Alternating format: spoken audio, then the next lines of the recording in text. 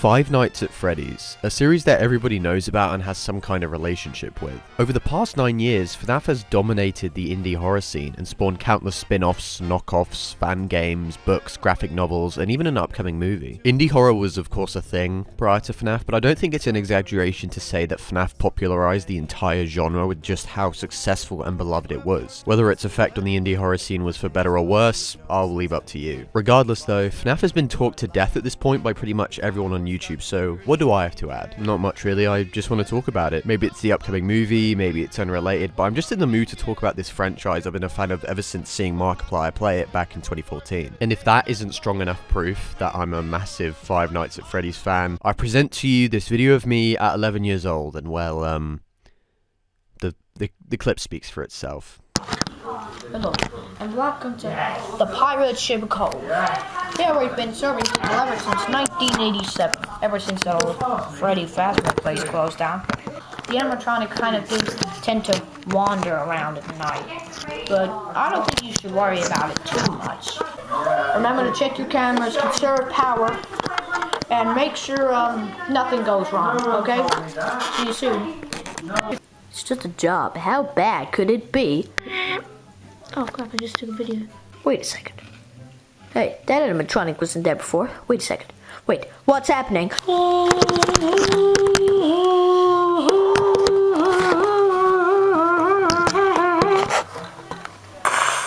Wait, what? I can't see it. We can edit in the jump scare from there. Help me! Help! He's coming! It's me. Coming soon to stores. Sir, you're not allowed after hours. Sir, can you lift your head up? Wait, you got no face. Wait a second. That's not a human skeleton. I was a rather lonely child, if that video wasn't enough of an indication, but regardless, I think it's clear that I love this franchise, but I also feel like as the years have gone on, although not completely derailing, the franchise has moved further and further away from what made it special in the first place. This isn't going to be a black and white case of new bad, old good. As you'll see, I have a lot of positive things to say about the newer titles, but the general thrust of the franchise, particularly in terms of the story, began to go in the wrong direction at a certain point, at least in my opinion. I will preface by saying that this video isn't going to be a deep dive into every aspect. You know, people have done that before, and, you know, better than I ever could. This is more so just about my personal thoughts and kind of connections with each of the games, and, you know, they'll be faffing about and, you know, all of that, but don't expect a super detailed account of all of them. This is just stuff in my opinion, and with that out of the way, let's jump straight into the original Five Nights at Freddy's.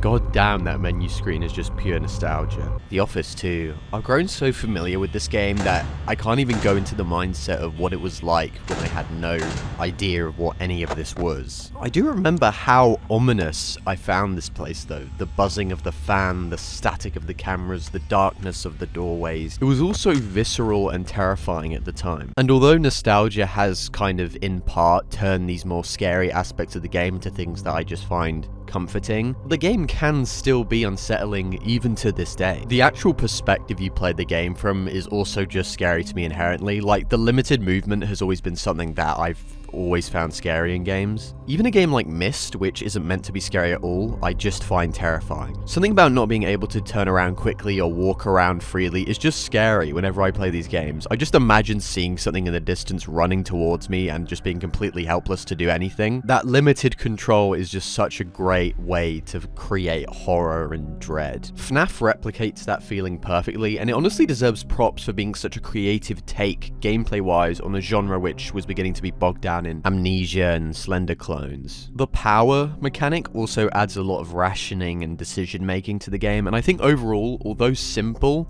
it's still a lot of fun to play and super tense. I also think the game has aged super well graphically. Similarly to the Resident Evil 1 remake, it makes extensive use of pre-rendered backgrounds, which really adds this timeless feeling. 3D graphics can often age poorly over time, but when pre-rendered graphics are done right, they become almost photorealistic, and in conjunction with good lighting, can create such an eerie, almost if you don't mind me saying, liminal atmosphere. Unlike a lot of American FNAF fans, I can't find myself relating too much to the actual setting, just because over here in the UK we never really had mascot restaurants to the extent that the US had. Like, I'd never even seen an animatronic in a restaurant before. But even as it stands, you know, not relating as much to the animatronic restaurants thing, it doesn't really affect my experience that much at all. Certain things are just universally familiar and remain effectively creepy, like rows of tables drenched in darkness, a curtain slightly ajar that when peering into it just reveals nothing but blackness, static obscuring a figure in the shadows. These things will always be effectively creepy and atmospheric regardless of where you come from. Fear is something we all experience and it's just a part of us as humans, and I really respect when a horror game can recognize that and transcend borders and become something universally frightening. In terms of the actual animatronics themselves, I can't say I find any of them downright scary anymore. I remember finding Bonnie scary as a kid. Specifically, I remember that I was terrified of having my door open slightly because I'd always just imagined Bonnie sort of peering in and staring at me. Nowadays though, I actually think Chica is the scariest. Foxy seems way too friendly, and especially since I was around the time when there were those Foxy is actually not a bad guy theories, so that kind of thing rubbed off on me permanently and I just never see him as actually being that threatening. Freddy's design in this game I've just seen so many times in Gmods and SFMs that it barely even seems like it's from this game. It feels like a custom asset from Gmod. It's been so detached from this game, so I just don't find it scary at all anymore. And nowadays I think Bonnie's just seems more friendly than scary, but something about Chica I just find genuinely unnerving at times. I think this is for a few reasons. Partly, I think it could be because of that frame of her with the endoskeleton teeth that you can see. And I remember back in the day, everybody kind of theorized that, oh, that's her body in there. That's not the endoskeleton. That's like a dead body inside of there, which was ingrained in my mind as a kid, that imagery. I also think she sells the idea better than any of the animatronics that these things are actually huge. Like, they're fully meant to be at least over 6 foot, probably 7 feet tall. And I think she, with kind of like her bulking physique, not, you know, she's not ripped, but her bulking kind of appearance kind of leans into this idea, and just when you see her in the hallway you're like, holy shit, she is fucking huge. I think her eyes though are the most creepy aspect of her design. Just think about the way they look extra piercing and how sometimes they can sort of like look in different directions. There's just something so unsettling about that. Also, Golden Freddy's there. I mean, I do like him, he's cool, and he works in those early games as this like mysterious what the fuck is that thing entity. Like, when he shows up you just can't even comprehend it because it comes so quickly. And his jump scare, even though it is just a PNG, was really creepy at the time because it was such a departure from the others. Like, it's just a flat PNG with not even the bass jump scare sound just on your screen. And there was something kind of creepy about that. Speaking of the jump scares, I remember the games getting a lot of hate with how, you know, they were just full of jump scares and all of this, but I think they're implemented perfectly. The jump scares are a penalty for dying, and it's a great incentive to do well in the game because you don't want to get jump scared. Outside of the atmosphere and animatronics though, the main thing that made the game scary for me as a kid was the lore. Now, this has become a fairly infamous aspect of the FNAF series, it's easy to say, but back in the day, it really was as simple as a few newspaper clippings and a line of dialogue or two. For as small as it may seem, these little hints and implications were really what kept me up at night as a kid. The idea of these things having the bodies of murdered children inside of them is genuinely upsetting imagery, and something I think we forgot about considering how kidified the franchise has become. Like, really think about how horrible and disturbing the implications of what happened to these children really are. It's genuinely phenomenal world building, and it really set the standard for indie horror games, but no one has done it as well as FNAF, and I think it has to do with the simplicity of it. All we got were a few details here and there. We didn't even know the names of the victims, their ages, how their family reacted, or who the killer was and why they did it. We didn't even know what the bite of 87 was and how it tied into the murders. Like, we didn't know if it was directly tied, and, you know, we could guess, you know, maybe at what it was referring to, but we had no concrete evidence. So much speculation and theory crafting was created just from these small little snippets, and I think that's genuinely fantastic. That ambiguity and mystery surrounding things makes it scary. Your brain fills in the gaps and imagines something uniquely scary to you. In conclusion, FNAF 1 is a goddamn classic. Even people who don't like the franchise will at the very least give FNAF 1 its kudos because of how influential of a game it really is. Sure, the gameplay of the series has evolved substantially since 2014, but it's still decently tense and difficult with atmosphere and world building that keeps you hooked the entire way through. With anything as popular as something like FNAF though, a follow-up was inevitable, and that follow-up came a little under 3 months later in the form of FNAF 2.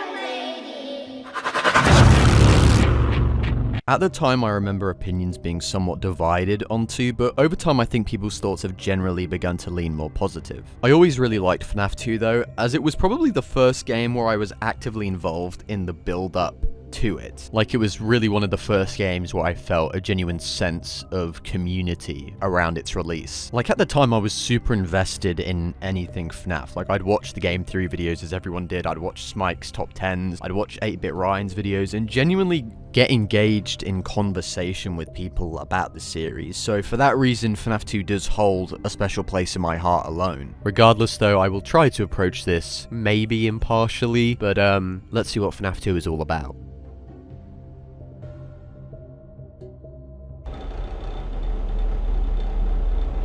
Goddamn, even this game is so nostalgic to me. I honestly think the FNAF 2 office is just as iconic as the original. That giant doorway presenting the player with a pitch black nothingness, the ominously large humming vents, the stacks of TV screens, the cables hanging from the walls. It's designed so well and is still in the realm of believability. Like, I could imagine some shitty kids restaurant not really caring about the decor in the security room and kind of just throwing all these different elements together haphazardly. It feels more like an industrial warehouse than an actual security room, and that kind of ominous, cold vibe is just great. Like, this place just seems like such a miserable, freezing place to work. Like, I don't know how to explain it, but I just absolutely love that. If I'm being honest, I think this is my favorite office in the series, and when I think of FNAF, this office pops into my mind before anything else. It's so iconic and nostalgic to me. The gameplay is also great too. The Freddy mask, the lack of doors, the battery for the flashlight, the music box, all of these additions feel like faithful alterations to the original's gameplay, while still giving us something that we didn't see before, so there was enough variation for newcomers, but it didn't feel too distant from what we knew. It's hard as shit, don't get me wrong, like,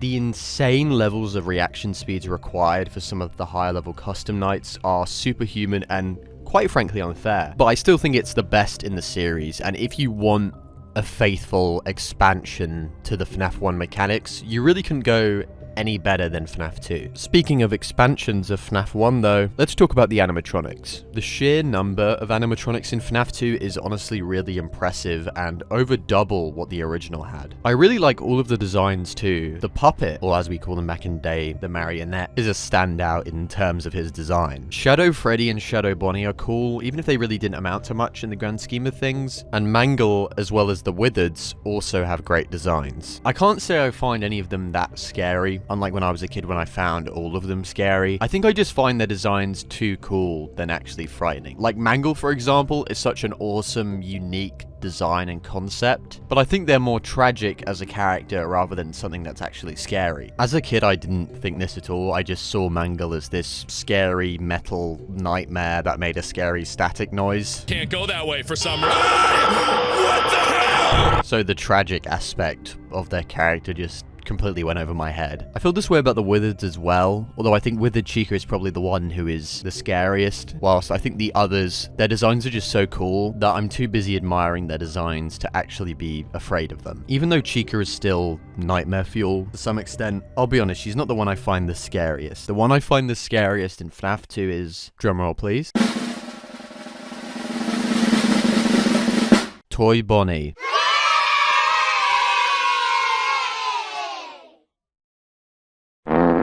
Now look, I get that the toy animatronics and Balloon Boy seem to be maligned and ridiculed a bit by the FNAF community. Balloon Boy is too annoying, Toy Chica is too hot. She is such a bad bitch though. I will fuck the shit out of that robot, man. I'm not even... And Toy Freddy is, well, you know, he's kind of fat. I mean, come on, come on. What can I say? He's gained a few pounds. I mean, look at him compared to the other animatronics on the show stage. He's, you know, rounder, more big boned, you know, ate a little bit too much pizza. You know what I mean? Just because it's called Freddy Fazbear's Pizza doesn't mean you gotta eat all of it. You know what I mean? Anyway, I genuinely love these designs, and I think that they make sense as an evolution of the more rustic designs of the originals, although the originals are technically not the originals, and these new animatronics are instead the originals, except not really.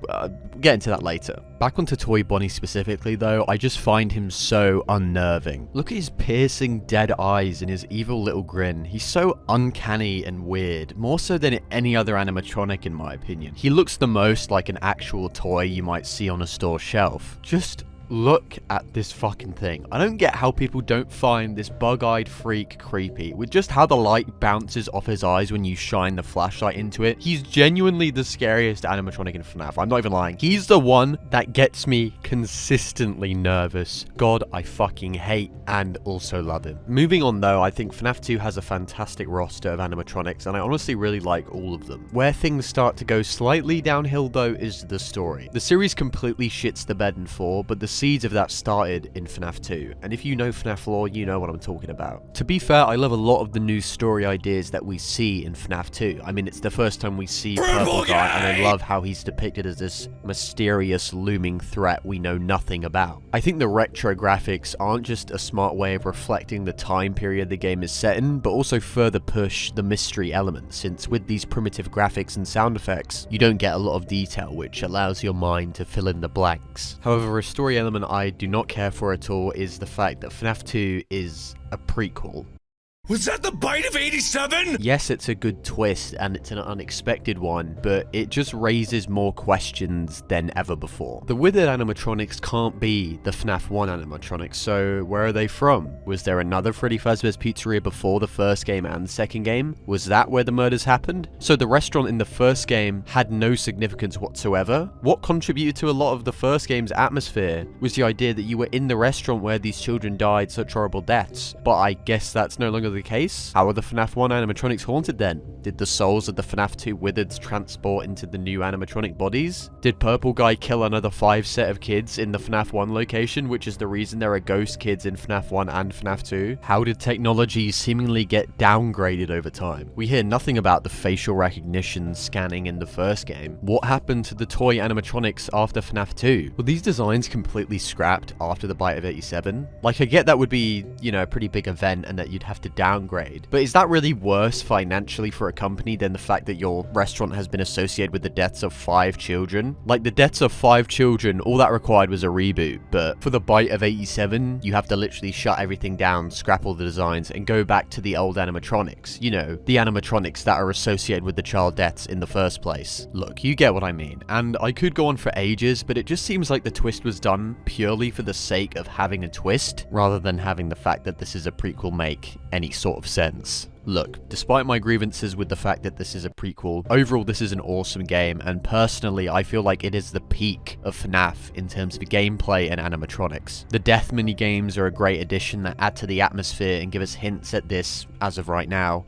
intriguing and dark story. There are so many iconic screens, the atmosphere is different but still potent, with it feeling more cold and isolated than cramped and dread-filled like the original, and so many iconic series staples start here. It did everything a sequel really should do by expanding on what we know but also introducing us to things we've never seen before. 0 out of 10 though, because where the fuck was Sparky the dog at? Okay, so FNAF 1 and 2 sold a FNAFillion copies, so you gotta make a third one, right? And apparently this is the final chapter, the definitive conclusion to a trilogy of innovative indie games. It's also set in a horror attraction based off of the legends of the Pizzeria. That's such an awesome idea. It's also had roughly 2 months longer development time than the second game, coming out roughly 5 months after FNAF 2, which by FNAF standards is basically 5 eons. So it has to be good, right? Well, it kind of is and it kind of isn't. FNAF 3 is an interesting beast of a game, and one that actually might be the most generally disliked among the fandom. Like, it's rarely someone's least favourite, but it usually ends up on the lower end of rankings, and I think there are a few reasons for that. First off, this was the end, as far as we knew. Like, this was supposed to be the definitive end to the FNAF story, and it not only had to live up to story expectations, but it also had to live up to gameplay expectations, in which, on the gameplay front, a lot of people really didn't feel like it did live up to those expectations. And I honestly agree on the gameplay front. Like, the concept of rebooting systems, sealing events, and using audio lures is cool, but it just comes across really clunky when you actually play it.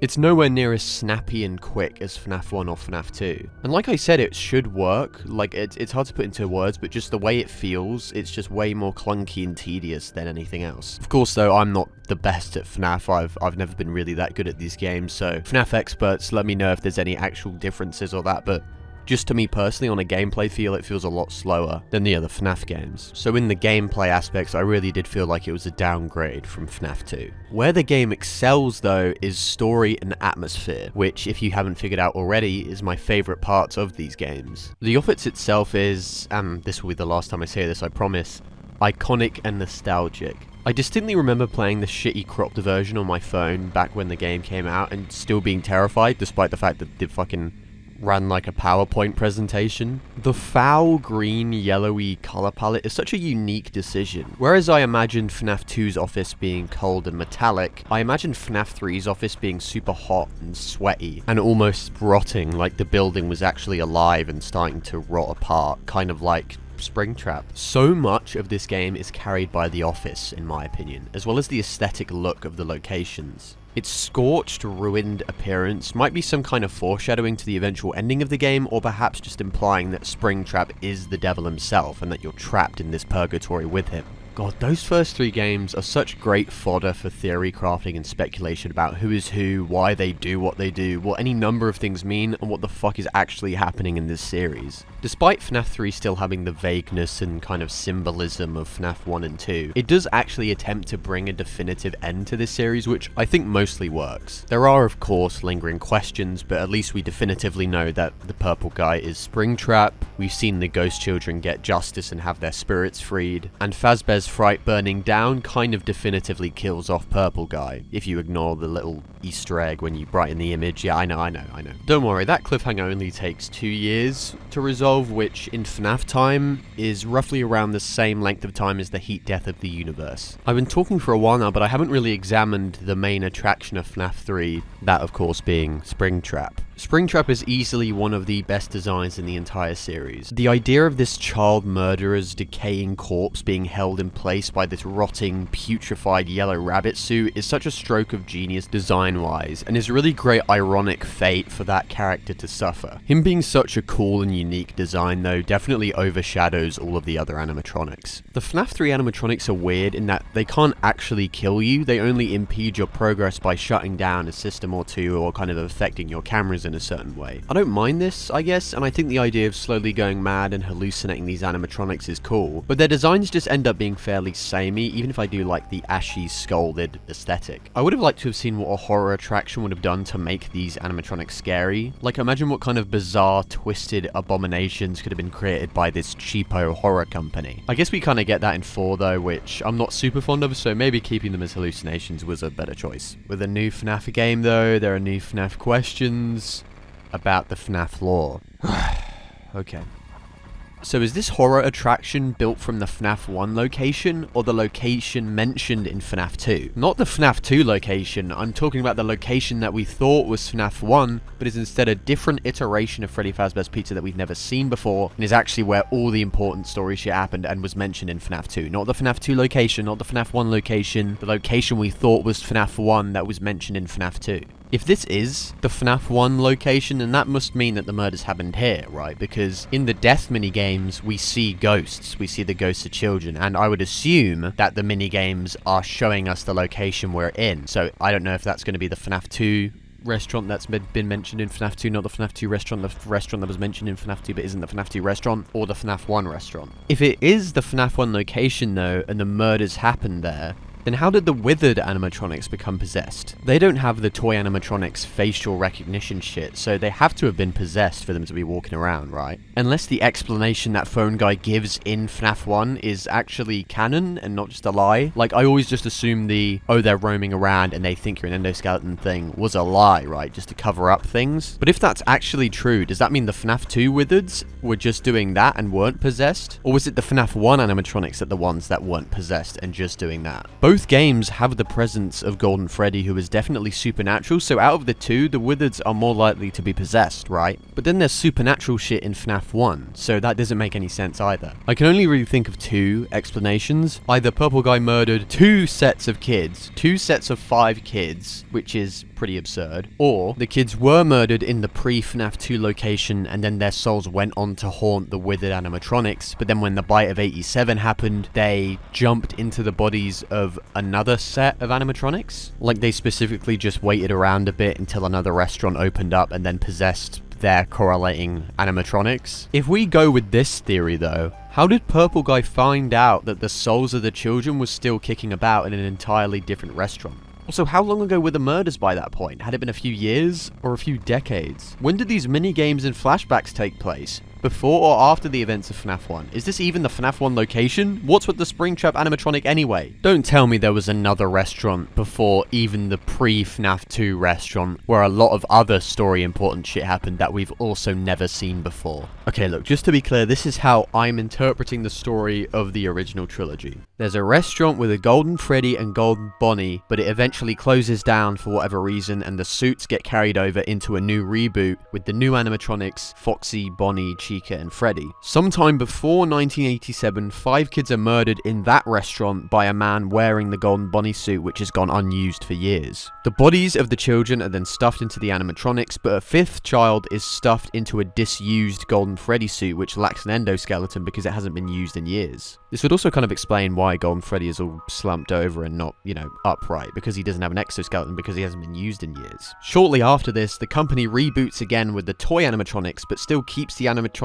that had mutilated children inside of them for spare parts, I guess. Regardless, the restaurant does get shut down eventually after an animatronic bites someone. My money's on Mangle. And then a 3rd reboot happens, which is something of a nostalgic one because rather than carrying on with the toy animatronics, they decide to ditch those new high-tech designs and go back to the original designs. You know, the original designs that were associated with the deaths of 5 children and were the reason the 2nd reboot happened in the first place. This 3rd reboot, however, fails, maybe due to the death of Phone Guy, I'm not sure, and the franchise is closed down permanently. After the place is closed down, Purple Guy breaks into the abandoned restaurant and attempts to demolish the animatronics once and for all. I guess he must have learned about Phone Guy's death and then somehow figured out that he was killed by the possessed children that he killed decades ago, and that they have now moved and possessed animatronics, and not just the animatronics he did, but also another set of animatronics, and that they've moved from the original set he stuffed them into a new set, and that they killed the Phone Guy for some reason, and he interpreted this because he's crazy, I guess, although he is right. I don't know how he would have been able to predict all of those things happening, but regardless, he attempts to destroy them, they fight back, he runs into a Golden Bonnie suit for protection, but water from a ceiling hits his suit, activates the springs, and he is killed. 30 years later, in the same restaurant that Purple Guy is killed in, a haunted attraction opens up and is made to capitalize on the scary rumors surrounding the place. I don't know if the actual Fazbear Corporation authorized that. That would seem like a pretty bad move. Maybe they're in public domain, I don't know, but regardless, it happens. At some point during all of this, Purple Guy resurrects and walks around, I guess because just the place opening, I don't know, wakes him back up. After waking up, he tries to escape, but eventually the place burns down, killing him and then freeing the souls of the children. Now, that is just my take, and obviously there are still unanswered questions, and none of this is canon, it's just headcanon, but that is how I interpret the events of the original trilogy. And look, although it is unnecessarily convoluted and things definitely could have been changed to clean things up, overall I do think the story is still strong. We have a clear story about tragedy, trauma, and karma, with a memorable, intimidating villain, sympathetic victims, and a definitive ending. This is where, at least for me, the story peaks. From here on out, the story becomes a parody of itself in an attempt to over-explain certain elements whilst leaving others too ambiguous. The story becomes less of a horror and tragedy, and instead turns into a wacky, sci-fi, family-spanning, I don't even know how to describe it. Wrapping up FNAF 3 though, I think gameplay-wise it was fairly disappointing, but on the story and atmosphere front, it was a worthy conclusion to the original trilogy, and although it could have been better, it wouldn't have been the worst way to end this series. If you know FNAF though, you know it can't just end conclusively and have everything tied up. There's always another chapter.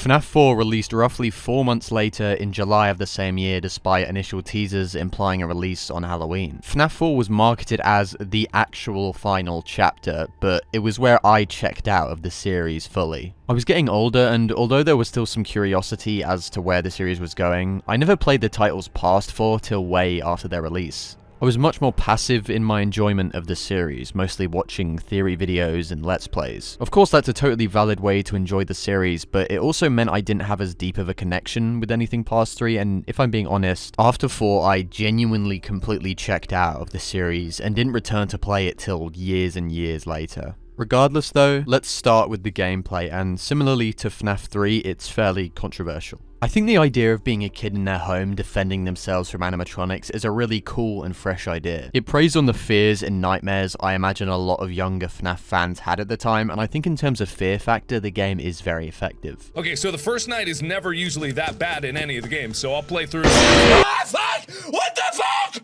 Ah! The emphasis on sound cues I think really adds to that horror, and just the fact that everything is so oppressively dark really makes for great tension building moments. I think the issue is, however, as soon as the game starts to progress more and more and that initial fear goes away, it ends up being my least favourite gameplay loop in the series, excluding Security Breach, which we will get into later. At least with 3, you had cameras, audio laws, the closing event, system rebooting, and a few other things to tinker with. But with FNAF 4, it's mostly just the listening mechanic. There are a few other things like Foxy in the closet, the Freddles on the bed, and those spring plush minigames, but for me personally, those mechanics weren't interesting or engaging enough to offset how repetitive the loop of going to the door and listening was. Your mileage may vary, but for me it just got annoying, especially with how loud the jump scares are and how quiet the audio cues are. I'm also not a super big fan of the animatronic designs. I understand that they are meant to be exaggerated nightmarish depictions, and they fit that purpose, but personally I just didn't find them scary at all. Seeing them down the dark hallways was kind of scary, but you could put anything down a dark hallway and it would still be scary. The rows and rows of teeth and sharp claws just don't really do it for me personally. I'd say the best design is probably Foxy or Fredbear, and I think thematically it makes a lot of sense why those two would be depicted as nightmarish, but yeah, just personally not a big fan. Let's move on to the main event though, the story. I think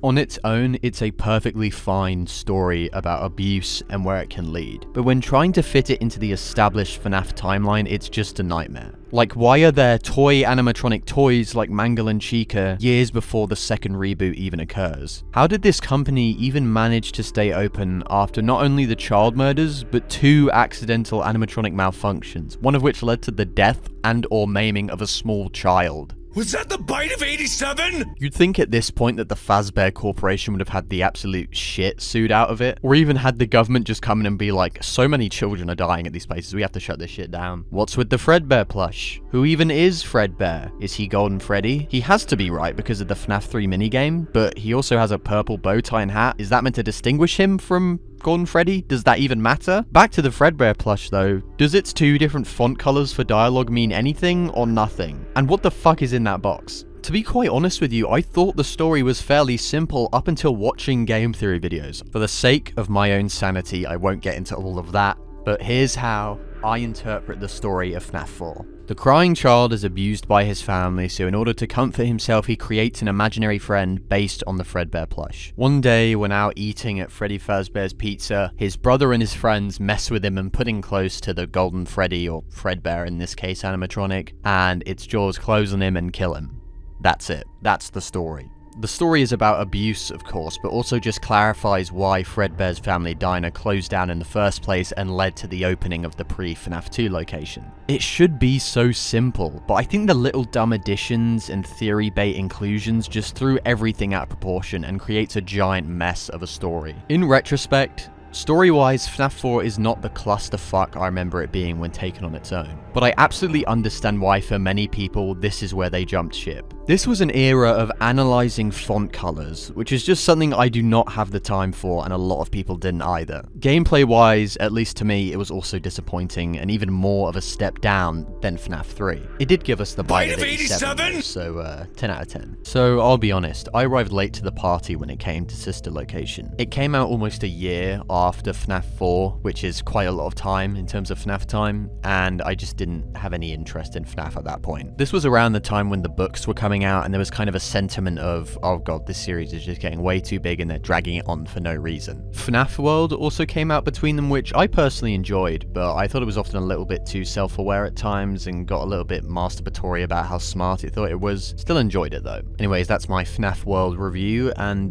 back to the books. I don't read books ordinarily, so I definitely wasn't going to read a book based on a series that at this point I was in the phase of hating. I think the mixed reactions to 4 created this atmosphere of FNAF hate, and at least for me, it lasted up until the reveal of Security Breach, which got me curious again. I still haven't read those books though, which shame on me because it turns out you need to read them to understand what the fuck any of this is. Or maybe not, maybe it isn't canon, or maybe it's partially canon. Who knows? It's only what should be considered vital to your story. It's not that important. Anyway, jumping into things, 5 is quite a departure from the regular series gameplay and presentation. Rather than a more grounded location like a restaurant or haunted house or bedroom, we start off in an underground facility bordering on sci-fi. I honestly really like the aesthetic. It lacks the grounded grit of the original trilogy, but I don't necessarily mind a deviation when it's done well. And this weird, I don't even know what punk, cable, covered world I really like the look of. It still manages to stay creepy and moody though, especially when you're moving through the vents. Like, the anticipation of a scare that never comes is just brilliant. I also really like the look of the new animatronics. Ballora is probably my least favorite just because her design is so off-putting, but maybe that's the point now that I'm saying it out loud. We also seem much more technologically advanced than the animatronics we've seen before, so naturally that means this is probably a prequel somehow. Gameplay wise though, I really appreciate the changes that happen night to night. I always thought it would be a logical evolution of the series gameplay to go full point and click. You'd be able to keep the pre-rendered graphics and style, but also allow for more varied gameplay. 5 doesn't commit fully to the idea, but I still liked how the gameplay would change from night to night. It kept things from getting too repetitive or slow. As I've said before, your mileage may vary, but for me I enjoyed most of the nights. Some of them were kind of difficult and a little bit bullshit, but I just enjoyed the variation. I'm not sure if I'd want it to become the standard series gameplay loop, but I think the addition of a custom night really helped keep everybody happy. For a change from regular stuff, you've got the main story, but if you want something more traditional, you can use the custom night. So generally speaking, in terms of atmosphere and gameplay, I think Sister Location did a great job at giving fans something they hadn't seen before, in a way that still felt familiar and not too outside the series norms. The story, though, is where Sister Location should be called Shitster Location, if you know what I'm saying, if you get what I'm, shit doesn't, it's not, isn't it? It's not very good, it's shit. First off, I don't like how the book is required for a lot of understanding the story. Like, think about when Mr. Afton is said in dialogue like it's fucking Thanos' name getting dropped. Those aren't the design choices we were curious about, Mr. Afton. No way, If you hadn't read the books, you'd just be confused as to who that is and what that means. And you're probably better off not knowing, because personally, the reveal that Afton, aka Purple Guy, actually built the animatronics is the worst thing FNAF has ever done. Tying Afton to the animatronics and the restaurant as a whole completely removes what made him scary in the first place. The idea that it was just a random attack with no rhyme or reason is why it was scary. The brutality of the murders was a part of it, sure, but for me, the idea that it could happen to anyone for no reason whatsoever is why it was scary. By creating this convoluted backstory about him being an evil genius, it removes all of the horror elements of his character. By hinting that the reason Afton kills children is because of the deaths of his son and his daughter, you create this really dumb, nonsensical motivation for something that didn't need to have a motivation behind it. Why would his children being killed by animatronics inspire him to murder children and put them into animatronic suits? I get that he probably wasn't the most stable guy even before the killings, but it's still such a ridiculous motivation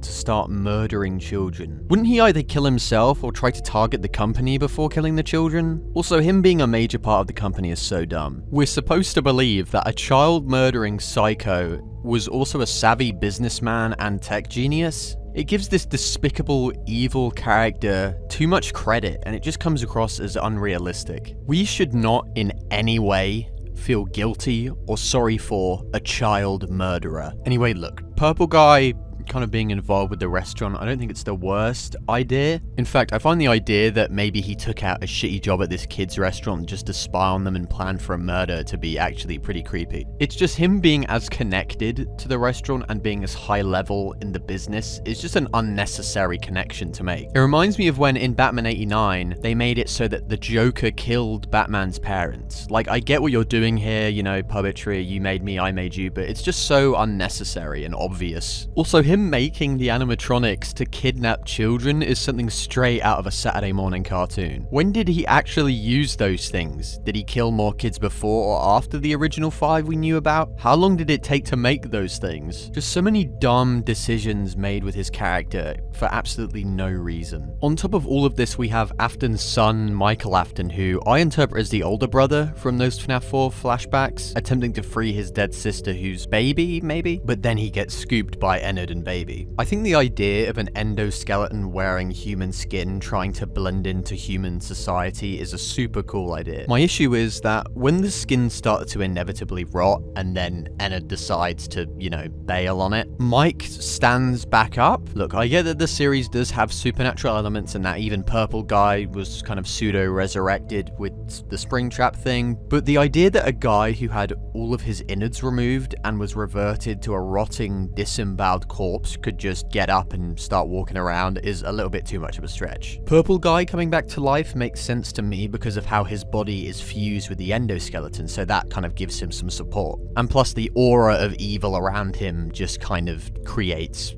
supernatural shenanigans. But unless this is some sort of Afton family exclusive superpower, how does Mike even stand up without bones or organs? Despite all of this though, I do quite like Mike as a character. I think this idea that he feels guilt over being responsible for his brother's death, so he tries to make up for it by stopping his father, is really compelling. For as much as I despise supervillain cartoony Afton, I think Mike is the right character to have as a foil to him if you're heading in that direction. I really like Circus Baby as well. I think it's interesting to see a more outright malicious animatronic than we're used to seeing. Outside of Springtrap, most of the animatronics attack the player more so out of confusion or misplaced anger. But Baby is deliberately manipulative, which makes her extra creepy and intimidating. Overall, Sister Location is a breath of fresh air in terms of its gameplay and setting, but story-wise has dug FNAF further into the whole of moronic and melodramatic storytelling, even if it does have some cool ideas here and there. I won't lie though, I can't say that I wasn't intrigued about where the story was going, even if I wasn't totally satisfied with the direction it was heading in. FNAF 6 didn't come out for a while, at least in FNAF terms, with over a year between its release and 5's. Of course, when it did come out, it disguised itself as Freddy Fazbear's Pizzeria Simulator, which did anyone actually believe was legitimately true? I doubt it. FNAF 6 though, despite being more than meets the eye, it does live up to that name with fairly content-filled sections mimicking tycoon games. I'll be honest, these sections were my favourite part of the entire game. I would legitimately love a standalone expanded version of this. It's just so much fun to customize your restaurant with these janky early 2000s graphics. I also like how what you do in the tycoon portion of the game can affect the office segments. The salvage sections also play into the office mechanics, and I like them a lot. I found them pretty easy, but I think the atmosphere and eeriness of just staring at an animatronic dead on works really well. The tycoon and salvage aspects really do elevate this game so much gameplay wise, since I personally think the office segments are pretty weak. The ambience and atmosphere is fantastic, and staring into those oppressively dark vents whilst your shitty computer buzzes away is genuinely pretty tense and nerve-wracking.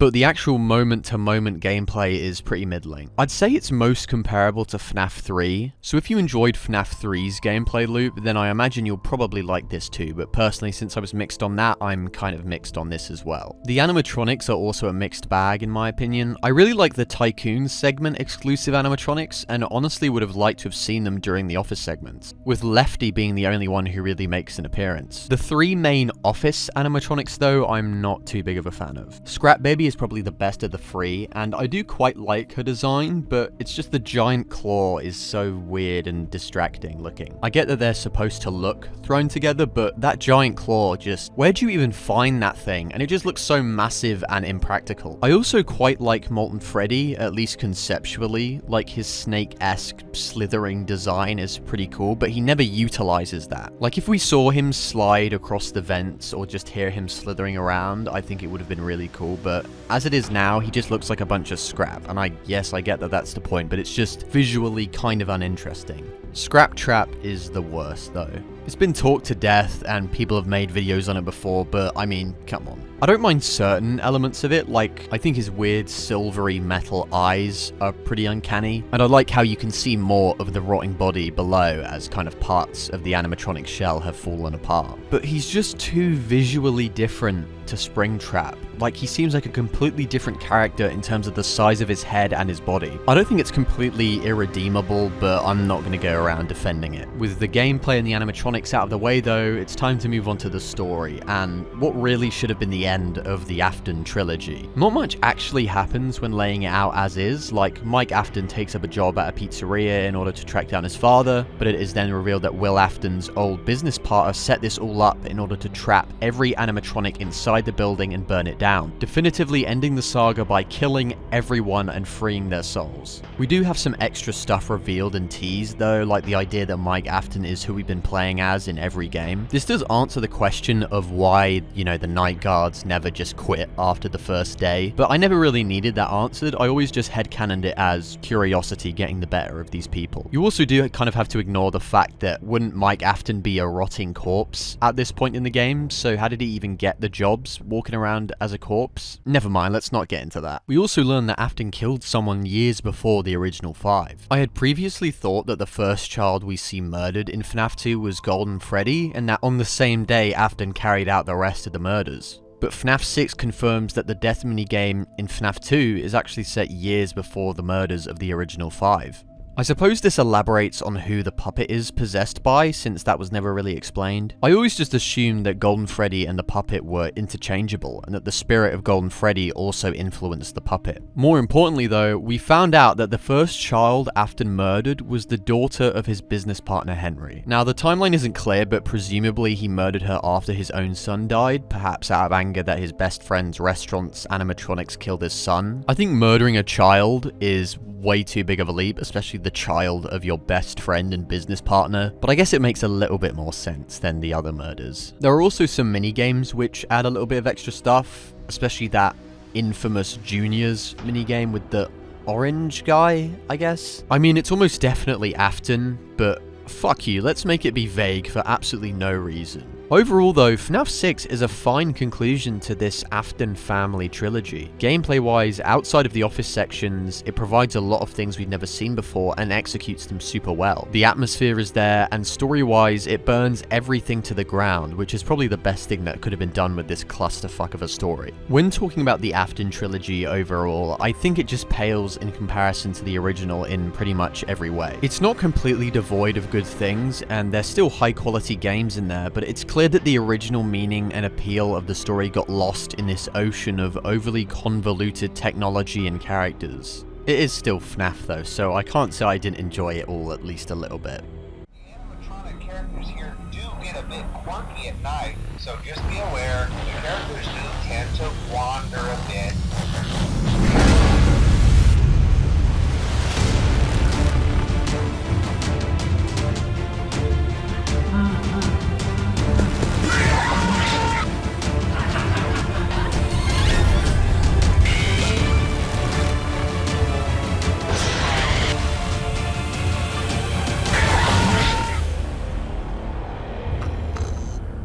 Now, I won't talk too long about Help Wanted just because I don't have too much to say. I think graphically it lacks the atmosphere and grit of the original pre-rendered Click Team Fusion games. Like, some of these models look ripped straight from Gmod. Something about the extra third dimension just doesn't translate as well with FNAF. I will say though that the sections made specifically for the game are a lot better looking in terms of their graphics and just atmosphere overall. The main issue I have is just when they try to translate the Click Team Fusion pre-rendered style into 3D, and for me personally it doesn't always work. In terms of gameplay, it's a faithful adaptation, although I don't really see anyone playing these versions over the originals with the exception of using it for VR. Animatronic repair is pretty fun though, as well as the Ennard and Mangle minigame. The most interesting thing about Help Wanted though, and the reason I'm even talking about it, is its story. I genuinely think that the story is almost on the level of the original trilogy. There's typical FNAF bullshit in it, but at its core, this idea of a serial killer haunting a video game and attempting to escape into the real world is just super awesome. All of the collectible tapes are high quality and performed really well, plus I find the glitch trap design really unnerving.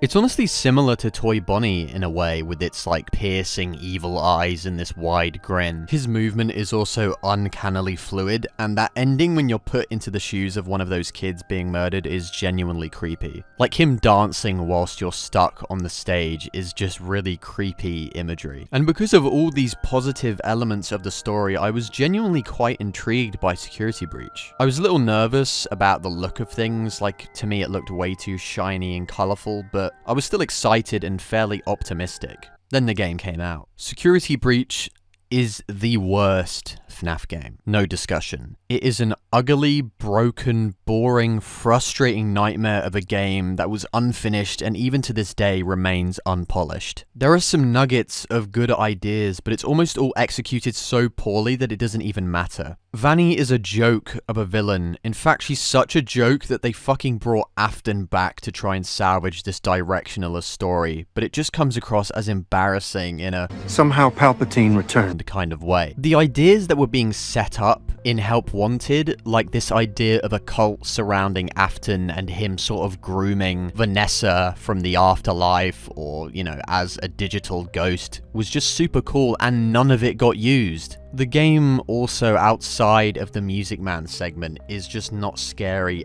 at all. Fear is subjective, but to me, this game just had absolutely no atmosphere. The animatronics were way too easy to avoid, and there was just nothing there for me. Sure, it was all shiny and nice looking, I guess, with all the lighting, but this location just looked brand new. It didn't look worn, it didn't look lived in, and that's what I'm looking for in a FNAF game. Even Sister Location, with its more sci-fi inspired look, still appeared more like a place where people actually worked, and it still seemed more detailed. I would like to say though that I don't completely blame Steelwool for the state of this game. Of course they're partially to blame, but it's clear to me that when they have enough time and resources, they can create good FNAF games. Help Wanted is proof of that, so there has to have been something behind the scenes, whether it was with the shareholders or the creatives just didn't gel and had conflicting ideas. Like, it just didn't come together. Of course, this isn't just a FNAF exclusive issue and is just an issue within the game industry as a whole, but it's just a shame that it's happened here as well. FNAF doesn't need to be this big first-party game series with an open world and all of this shit. The reason people fell in love with FNAF wasn't because of production value, it was because of the story and the atmosphere, and that was something that was just completely overlooked here. I am not of the opinion that Scott Cawthorn should come back to this series, or that he is the only one who can make this series work. I think something like FNAF just requires a visionary at the helm, somebody who is clearly saying this is what they want to do with the story, this is what they want to do with the gameplay. Generally, I would champion this this idea of a more collective approach to game development, especially in bigger games. But I think for something like FNAF, you need at least one creative visionary who has an idea of what the story is going to be and has an idea of what the gameplay is going to be. And if not one person, at least a very small group of people who are all kind of in agreement on what they want to do. I genuinely believe that if Steelwool just takes the time to come up with a good story and figures out what kind of story they want to tell, they can make great games. They just need to rethink their priorities and plan things out a little bit more. I'm honestly open to whatever they want to do again, if they want to return to the indie early 2000s pre-rendered style, or if they kind of want to keep trying at this big budget direction. Just so long as they don't bring Afton back again, okay? Can he die here? Can we do that? Get a new villain, okay? I get that Afton's cool and iconic, but just let him fucking die. Come up with a new story, a new location, maybe even a reboot to clean things up. FNAF Plus is looking pretty good. Keep up with stuff like that. This series is too great to be allowed to die, and there are so many creative people who could be doing so much with this series, but the stars just haven't aligned yet. Let's hope that the FNAF movie is great and that it can be the shot of life that revives this franchise and keeps it on track. But I guess we'll just have to wait and see. With all that being said though, I'm Christian Cryers, and thanks for... Oh wait, I've forgotten something, haven't I? Yeah. I've saved talking about this topic until the very end, just because I know if I opened with this, it would dominate the comments, and I do want people to just watch the video and enjoy it on its own, but I think it's important to acknowledge kind of the drama surrounding Scott Cawthorn. Now, around the time that these games were coming out, I thought Scott Cawthorn was the coolest guy ever. He seemed so down to earth with how he interacted with his fans, and he did tons of charity work, and it was just something that I had never seen before in the games industry. Someone who's so kind of involved with their fan base and involved with the community. This sort of reputation really helped build him up as a guy that people were willing to support through thick and thin. But then one day we found out what he was using our money for, and people were justifiably upset. Long story short, it was leaked that Scott Cawthorn had donated tens of thousands of dollars to Republican candidates. Some of you may be thinking, well, that isn't a big deal, it's just his opinion, and I mean, he said in the past that he's accepting of his gay fans, so what's the issue? Well, the issue is that regardless of his own personal opinions, which we will get into as we look at the apology, I guess you could call it, he is still sending thousands and thousands of dollars to a political party and to candidates that say things like this. Transgenderism must be eradicated from public life entirely. The whole preposterous ideology. The Lord rebuke you, Satan, and all of your demons and all of your imps who come and parade before us. That's right, I called you demons and imps who come and parade before us and pretend that you are part of this world. State Representative Webster Barnaby comparing trans people to mutants during a committee meeting on House 1521. They're bringing drugs, they're bringing crime, they're rapists, and some, I assume, are good people. Here are some amendments Republicans rejected. Republicans voted no on an amendment to remove lead pipes from schools. Republicans voted no on an amendment to ensure kids had access to healthy meals. Republicans voted no on an amendment to help keep firearms out of schools.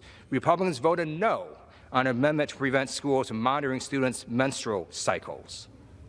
Republicans also voted no on an amendment to prevent the censorship of the teaching of the Holocaust. Reason why the Democrats are treating this bill like it's the apocalypse. All we're telling them is you can't groom young children, and to them it's Armageddon, and that's because they know they have to indoctrinate the kids into this madness very, very young. I don't care what he says in his fucking bullshit apology about, oh, you know, I don't care about, orientation, I don't judge people. Well, the people you are sending money to do. And you know that because you're sending tens of thousands of dollars to them. If you are going to donate that amount of money to a political candidate, it is up to you to weigh the pros and the cons of sending that money to them. And to you, the quality of life for LGBT people, the quality of life for immigrants, and the quality of life for all minority groups wasn't important enough for you to second guess yourself. You still went through all the processes, you thought about all the people that would get hurt by this, all of the legislation that would be passed that would hurt these people, and you still went, yeah, this is a good idea. The statement he posted on Reddit is also just ridiculous. Like, look, I'm sure getting death threats and doxed sucks. If that even happened at all, I legitimately can't find any proof of that, but look, we'll say he's telling the truth for the sake of this. Okay, that's a bad thing, and I'm sorry that happened to you. But you know what else is a bad thing? The fact that there is a child out there, a child who was born different from the standards that we put onto society, that is now going to have a worse life because of the money you gave to those candidates. Gender-affirming care that is vital to these trans people in order to feel like they're comfortable in their own bodies is now going to be less accessible because of you. What if one of your kids turns out to be gay, Scott? What are you going to do? When they go to school and inevitably get death threats sent their way or get physically assaulted because some Republican on TV talked about how gay people are grooming and manipulating kids and how they're trying to eradicate straight people, what are you going to do then? Now, I know some of you are going to say, well, he also voted for a Democrat, so he can't, just be focusing on these conservative people who don't like trans people. Well, if you actually did a little bit of research, you would see that the one Democrat he did donate substantial amount of money to, Tulsi Gabbard, is also kind of shaky when it comes to her opinions on LGBT rights. She's also since left the Democratic Party and become an independent because of their support for trans people. So Cawthorn is honestly pretty thorough when it comes to sniffing out politicians who don't like gay people. It's weird when he says that he only voted for candidates based on the economy and foreign policy, and it's just so strange that those candidates also happen to be very conservative when it comes to, gay people and trans people's right to exist. That's a really strange coincidence. But look, I think we should all put our trust in Scott Cawthorn because he did say he believes in science. Of course, that was right after he said he was pro-life, but, it's not like those two things are contradictory in every way. But now look, I'm not saying that the Democrats are leagues and leagues above and fucking angels, because they aren't. But at the very least, they aren't going to try and eradicate trans people from public life. But I guess the Republicans have ran the economy so well multiple times throughout history that we just can't risk the Democrats being in office. Now look, I don't want to end this video on a negative note. If you're worried about FNAF being retroactively ruined for you because of Cawthorn's political opinions, I understand why, but don't worry. I think FNAF is removed enough from his personal politics that the story can stand on its own separated from him. There are a lot of things I like where I don't like the creator, but as a general rule, so long as the story is removed enough from the creator's beliefs, then I think it can still be enjoyed separately. Anyway, for real this time, with all that being said, I'm Christian Cryers, and thanks for watching. Anyway, wow, welcome to the end of the video. You made it this far. This is the longest video I've ever made in terms of just me. Obviously, the two people talk about sort of outrank them in length, but in terms of a video that's just me and my regular style, this is the longest video I've ever done, and it's taken a while, but I think it's turning out good, and thank you so much for watching this far. And I know it got a little bit depressing at the end, but I just had to get it out there just because I really don't feel like it would be appropriate to do a big retrospective and not mention something like that. Like, you just have to be honest and talk about it openly. And I honestly think a lot of people who talk about FNAF on the internet don't focus on it enough. Like, I get that it's uncomfortable, but it's important to talk about this and to acknowledge that, yeah, this guy has these opinions and he's done a lot of harm with these donations, but you can still enjoy this work because it stands on its own and because it isn't connected in any way to those thoughts and opinions. And if you want to call me, overreacting, or, why are you making it so political? Sorry, but the world is political, and you've got to just kind of take a stand for what you believe in. And personally, it's just completely unacceptable that somebody would do that and would donate so much money. So I just had to get that out of the way. Anyway, with that out of the way, let me know favorite FNAF games, your personal rankings. Thank you so much. More content should be coming on the way, and maybe a two people talk about should be out coming soon. So keep your eyes on that. And thank you so much for watching. Go to my coffee page if you want to tip. $1, $5, $10, whatever you want. Really appreciate it. But thank you so much, and bye. Can't go that way for some...